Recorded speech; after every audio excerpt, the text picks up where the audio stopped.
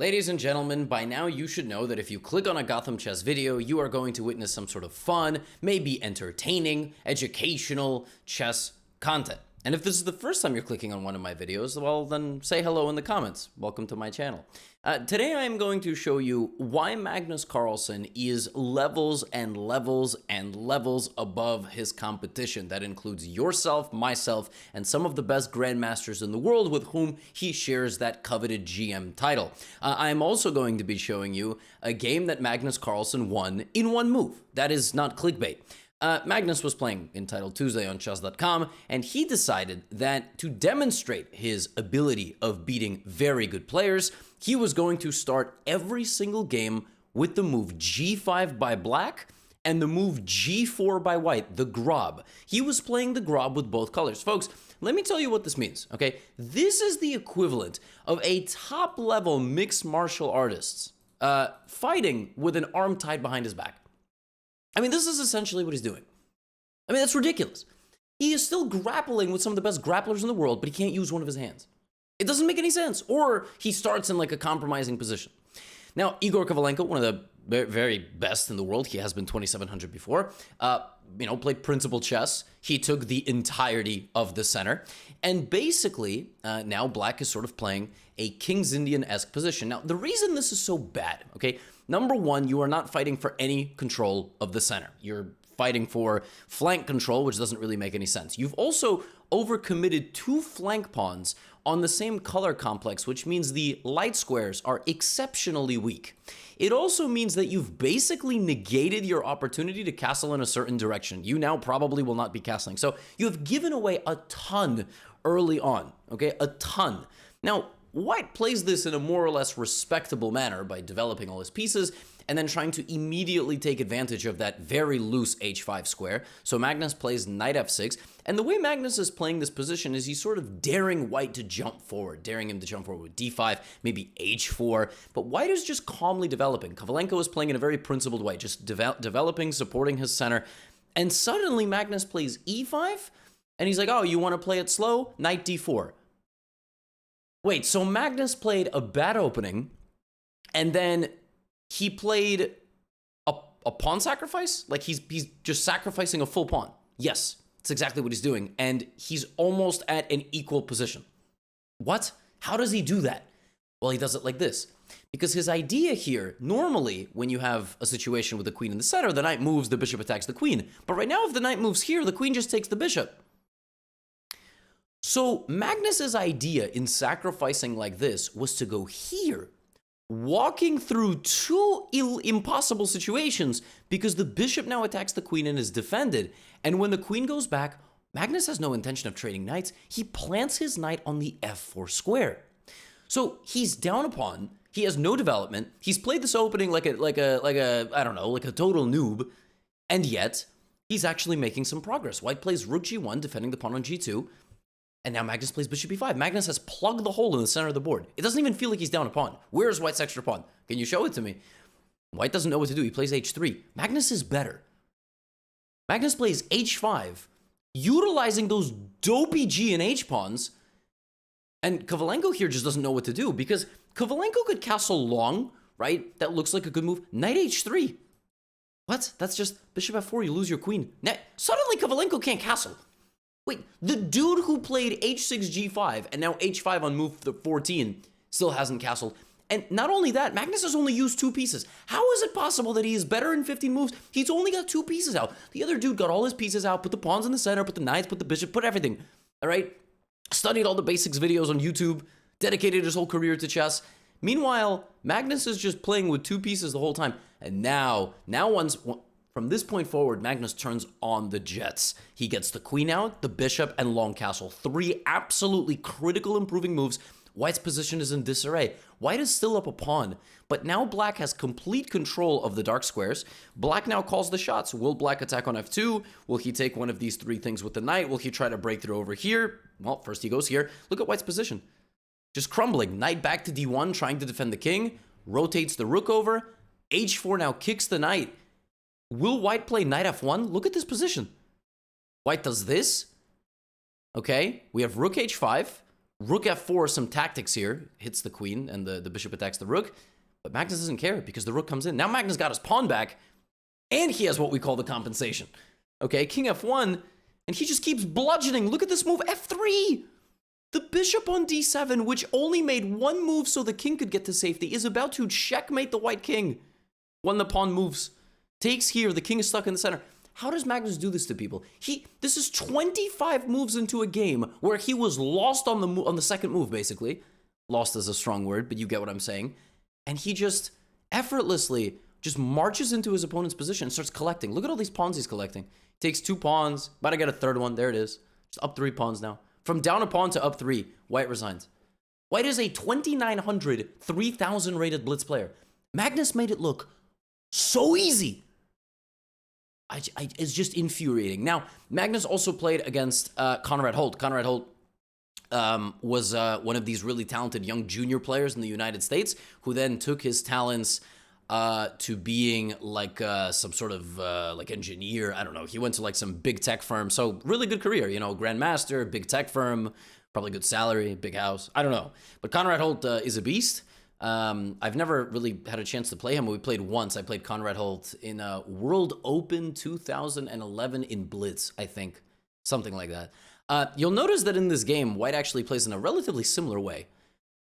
Because it seems like people are a little bit too respectful. Like, they don't want to start, you know, doing h4 stuff against Magnus. You're going to see later on, not everybody was so respectful to Magnus's g4, g5 stuff. And you should also, by the way, if you've made it 6 minutes into this video, if you haven't, by the way, like if you clicked off after 6 minutes, that's really weird. Like, was I really that bad of a presenter? Is your attention span that bad? 2022, 2023, we're in a weird place where like attention span goes like this. You just get bored super easily. So don't get bored. Do you think this is like disrespectful or hilarious? Or can it be A and B?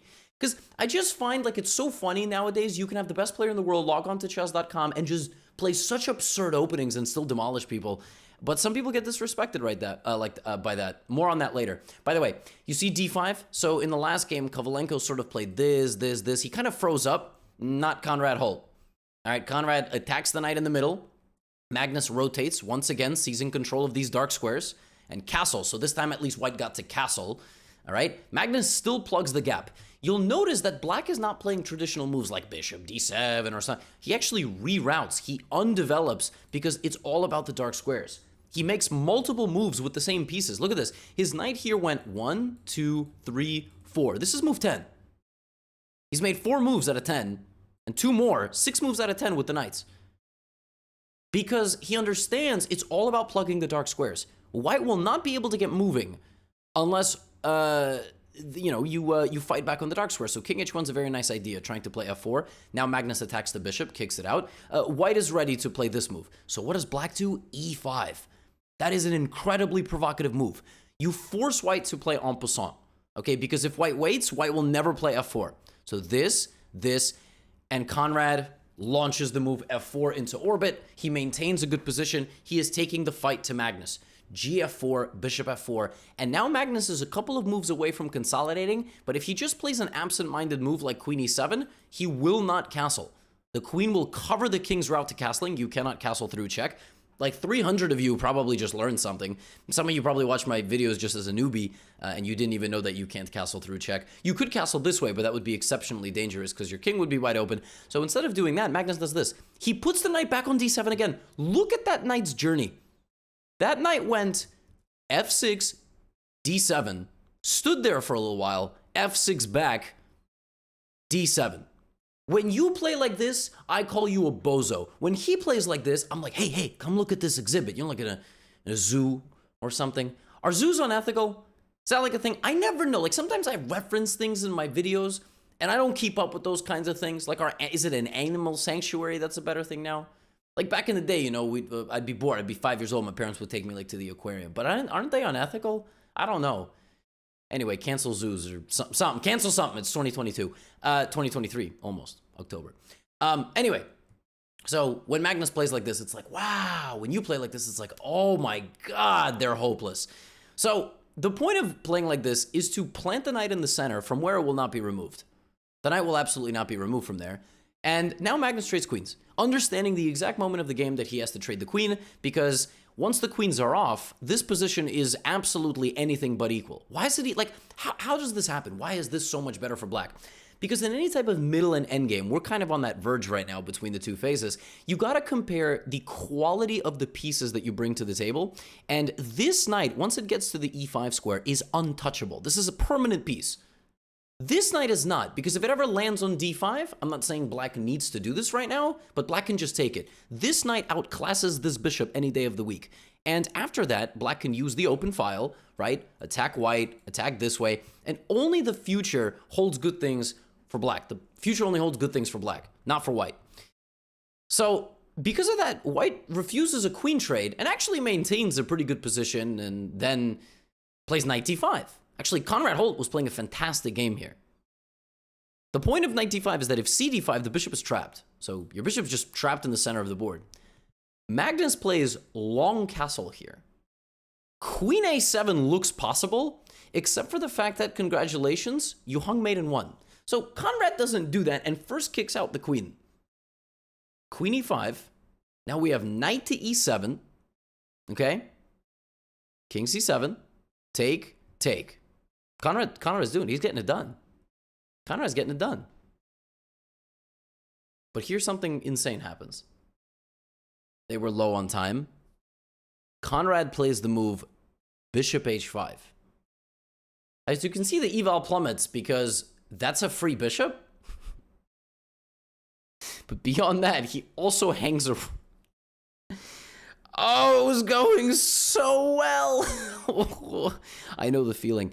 Yeah, listen, I think it was just a time trouble situation. I think Magnus won this game mostly because of clock pressure, which is absolutely legitimate in Blitz. It's not really legitimate in like 90-minute chess, but even then it's legitimate. But I gotta tell you, even here, it's extremely difficult to win with white.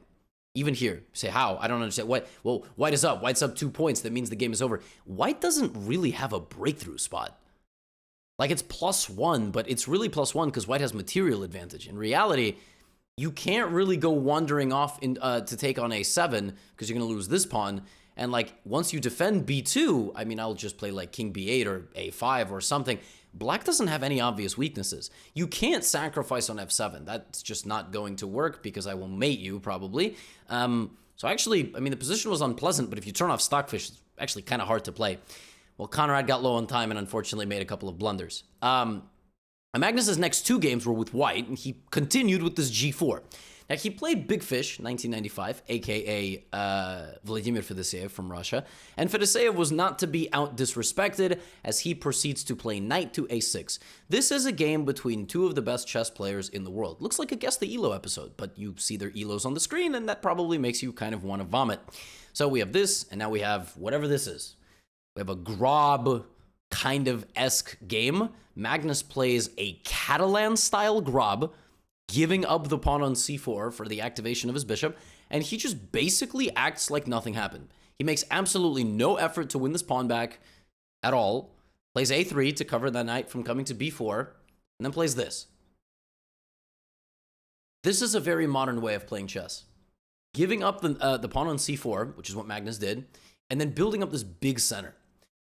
Basically, what this does is it thwarts the pieces, right? So black can't get close. These pawns kind of controls the center. You will decide how to advance. You will decide where to put your pieces. And a good player will put the pieces on the right squares, and a bad player will put the pieces on the wrong squares, right? Not on the incorrect squares. Now, Fedoseev tries to give the pawn back. And his idea in giving the pawn back is he's sacrificing to open up the center. Now, he did not have to play like that. You'll notice this was the first position where black was under like severe pressure, and black could have played b5, just sort of stayed solid. White would have, like I said, made a couple of improving moves, but Fedoseev wants clarity now.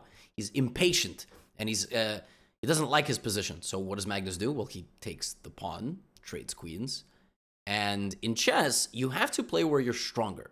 So where is white stronger? In the center, and has a 5 on 3. So f4. And then f5, right? Huge pawn wave is coming down that side of the board. Big wave. Now, bishop can take the pawn, right? Which is why Fedoseev plays the move h6. And Magnus is like, wait a minute. Where else am I stronger? I have the open file. So rook d6. attacks the weakness. Good improving move. My rook cannot be booted. This forces a defensive response. Now I'm going to hit the knight. It's got to choose. Knight has a fork in the road. Where does it go? Very tough decision. Knight goes here. The idea of this move is opening the B file, but closing the D file, so white cannot dominate. The problem is that once this knight arrives, Magnus immediately asks what the heck it's doing in his position. If you really ask Magnus what his worst piece is, he will say this bishop. This rook is not a worst piece because it hasn't moved yet, and it's going to be quite good. This is the worst piece, so we attack the knight. Wait, but what about this? Oh my god, Magnus hung a pawn. No, he didn't. That activates a window of attack onto this, and this doesn't actually defend anything because you can just take the knight. And now look at black's position. All of the important pieces are on the back rank. For the rook to get out, the bishop has to move. The bishop can't move because Magnus mummified the whole position. Check here, and who's going to replace the rook's duties on the d file? The rook that hasn't moved. Move 23, it's his first move. Rook d6 is on the way, and despite being still a pawn down, Magnus is +5. Okay? When you are a pawn down, it's +5 for the other player. When he's +5, he's down a pawn. b5, here comes the rook. He picks up the pawn back. And now he has another 3-on-1 situation because these pawns cancel out. So he uses his h-pawn to break through before black is able to get any pieces back into the territory. And here come the pawns. Now, this is a last-ditch effort from Big Fish, sacrificing his bishop and seemingly clearing out almost all the pawns. But it's too little too late. Bishop h3 will remove the rook, check, and the black king just gets absolutely hunted to the back rank.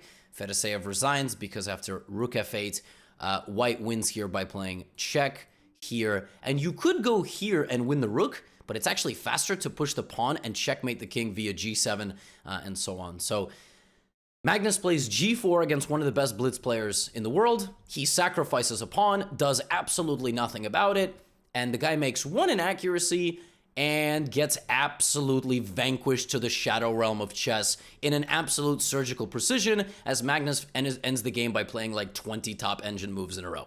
I mean, what? Like, isn't this crazy? Now, the last game of this Title Tuesday tournament, Magnus played his highest rated opponent, 30-30, Den Laz. If you don't know who Den Laz is, you're like, what? This dude is an IM. How the heck is that possible? It's Denis Lazovic. He's going to be a grandmaster for sure. He's a young player. He just hasn't had a chance to play in some norm events, but he's like a 25-30 rated IM. He's probably the strongest IM in the world. It used to be Tuan Minh Le from Vietnam, wonderful time, who just recently won Title Tuesday with 10.5 out of 11. That guy became GM, so this guy's the new strongest IM in the world. And the second one is, I don't know, me, Eric Rosen, or maybe I'm lying. Anyway, so Den Laz takes the center. You know, he's a principled kid. You see him just taking the center, putting the bishop queen behind the bishop, maybe long castle. So what does Magnus do? Because he sees his opponent is going to castle long. He sends a warning shot. B4 and just fianchettos. I mean, this is look at this position.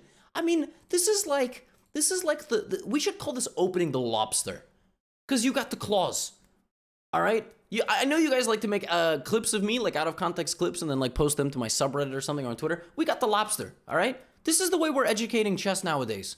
Look at what I mean, knight e7, black is just doing normal things and playing h5. Now black is like, all right, dude, this is ridiculous, Magnus. You can't, Magnus like g5. Dennis plays long castle. Now Dennis has actually built up the biggest advantage of any of Magnus's opponents thus far, okay? He has a -2 advantage. Like most of those guys gave up the advantage early. So far, Dennis is applying some serious pressure. All right, please disregard my, oh my goodness, the radiator in the background is going crazy. Bishop d6. Let me turn it off.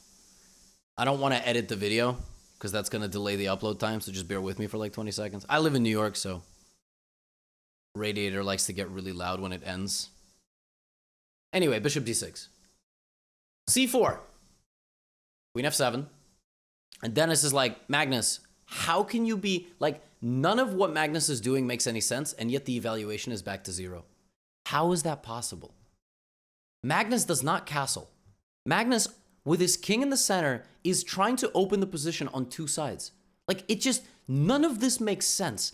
And Dennis is a little hesitant, and suddenly Magnus seals that side and is attacking too? What?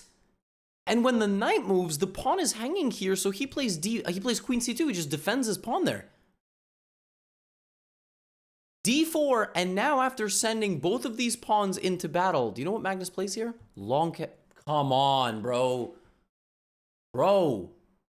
Are you serious? We got kids watching. Now what does he do? He plugs that side. Why? Because the bishop went here to attack the knight and pressure the bishop. So now look at this direct line of assault on the king that Magnus finds. Now black defends, then bishop activates. King slides out of the way. Magnus chops on f6. Now Magnus is worse, but he also played, you know, b4, g4. So it's really not that, it's not a big scary thing that he's worse. Now Magnus begins chopping everything down. Takes in the center. Takes the knight, which is a very counterintuitive move, and plays the move rook e1. Now he's worse, for sure. But again, it's played kind of a ridiculous opening. It's not the worst thing in the world. Queen f8 back, attacks his pawn on c5. So what does he do? Slides it forward. Oh my god. He's using this absolutely obliterated queenside as a weapon. Rook goes back to d8. Black didn't want to open his king. Now queen a4. How is white actually launching an attack here? Ain't no way, right? Knight f4 attacks the pawn on d3, right? Natural move. Attacking the pawn on d3, it's plus 1.2. Why is it plus 1.2? Because apparently the king can just move up one square. Now, that's like a logical move, but how on earth in a battle of queens, rooks, bishops, knights, can a king moving up triumphantly, heroically playing defense, when that is the traditional job of the other pieces? How is that acceptable? Bishop goes to c5 trying to defend. Magnus just cold-bloodedly takes a pawn, opening up this line of attack on the rook. Bishop back to b6. Now he takes on b7, and he's ready to arrive on c6. I mean, what? Bishop goes back. This knight comes to join the party and defends the knight in the center. Lazovic doesn't know what to do. He plays knight g2 attacking the rook. Remember how the rook went all the way up last game to d6? Well, now it goes up to e6. Black plays this. Magnus trades, no problem. Knight c6 check. Take, take. Magnus is a pawn up. He's just a pawn up after all this. King a8. And now d4. The idea of d4 is trying to probably plug and defend this. And the king will run this way. Now, the computer doesn't love it, because obviously we're getting into load time now. So, not the best move from Magnus. Computer would have actually preferred queen e4, but that's not really obvious what that move is, because the knight just goes back. But, you know, Magnus is playing d4. And now we're getting into the time trouble phase of the game, right? So now it's going to come down to fast moves, accurate moves. White plays queen c4. And black brings the knight back once again. Now Magnus seizes control of the e-file, right? E-file completely dominated. Black goes to the d-file instead. And now check this out. What is white's worst piece? Bishop. Now, white apparently could have been a little bit more aggressive, but bishop c1 is the second move of the engine. And the idea of bishop to c1 is you are bringing the bishop around, right? You're going to bring the bishop around this way at a certain moment, and it's really tough for black to move. White is going to go rook e4 next, a4, a5 next, bishop d2, king b2, a2. So what happens now? Queen to h2. The second that Dennis thought he was going to attack the world champ with queen h2, the one move of the game, 36 move, Dennis was like, I'm going to stand up to my bully. Queen takes d5. And if you take, it's mate. So you take on f2 with check, which makes sense. The queen is hanging and the rook is hanging. But that's why we brought the bishop to c1. So we could play this. You can still go here. I still go here. You can take. I will mate you. Dennis plays a few more moves, down a piece. But it's too little too late. He now loses his other piece too. He tried to stand up to Magnus in playing all this garbage. Look at this. Look at this poor king. Game, set, match. You don't even have to take the rook, by the way. Rook e8 is an even faster checkmate. Rook e8, rook b8, and queen b5. If this mate, you can't take. That's mate as well. That's also mate. And now, our final game of the video. I told you, it's in the title. It was in the intro. Magnus was paired against Rauf Mamedov from Azerbaijan. Magnus played g5, and Rauf resigned. Not only did Rauf resign, I am fairly certain that this was the penultimate round. So that was the game before the game with Dennis. Rauf not only resigned this game in protest, he didn't even play the final round of Title Tuesday. And then I think Ralph went on record. There was some article a couple of days ago. Essentially, he resigned because he was like, I'm not going to participate in your disrespect of the game. Like, you want to clown around? That's fine. Do it without me. Which is, this is apparently how you beat 3,100 rated players. You just play G5 on move 1, they get disrespected. You know, I'm sure some of you have played some, I'm sure some of you have started a game with like some disrespectful move and people just don't want to deal with it, so they resign. I mean, the thing is, when you get faced with a goofy opening, you got a few options. You can play it very seriously and try to win, but then if you lose, you feel really bad. You can do the big fish, right? You can play goofy right back at him. But then, you know, you're surrendering your ability to actually get a better position. This is fascinating. This is a whole, you know, ethical situation here where a guy, you know, is within his right to play disrespectful openings like G5. And by the way, we haven't even decided if it's disrespectful. Do you think it is disrespectful? Do you think it's all in good fun? Do you think it's a little bit of both? You know, if somebody played like this against Garry Kasparov back in the day, he might punch them in the face. Garry Kasparov being one of the best chess players of all time, if not the best chess player of all time, of course. But not one to shy away from sharing his emotions. So yeah, Magnus won a game in one move playing this goofy stuff, and he also won nearly all his games playing e4 g5. He lost 2 games. One of them I already showed. He lost the game to Hikaru when Hikaru played a3 and then Magnus played g5. But actually, Magnus equalized in that game too. And then he lost the game to a very strong Turkish grandmaster, Santo Blue on chess.com, who is either Mustafa Yilmaz or somebody else. That might be another strong Turkish player. But yeah, I mean, g4, g5 every game, over 90% cap score. It's just ridiculous. I don't know how he does it. I hope you enjoyed the video. Now you know how to beat very strong players in one move. Now you know just how much better than Magnus is than everybody else. He is essentially beating them up with one arm tied behind his back. It's crazy. It's always a fun spectacle to watch. And that's it. Thanks so much for watching. Welcome to the channel if you're new. If you're not, well, good to see you again. I'll see you in the next video. Get out of here.